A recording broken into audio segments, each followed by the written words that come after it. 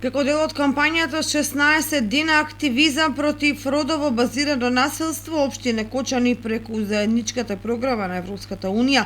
и Советот на Европа Ромактет фаза 2 реализираше работилница на тема како да го препознаеме и да превенираме родово базирано насилство меѓу децата. Во интерактивна комуникација со ученици од 6 до 9 оделенија од основното училиште Раде Кратовче, едукаторот Ану Уомен разговараше за формите, мотивите и начините на препознавање на родово базирано насилство и семејно насилство. Низ низа примери од секојдневниот живот, учениците покажаа дека умеат да препознаат насилство што доведува до физичка, сексуална, психичка или економска повреда кај девојчињата и кај момчињата, како и насилство во семејството.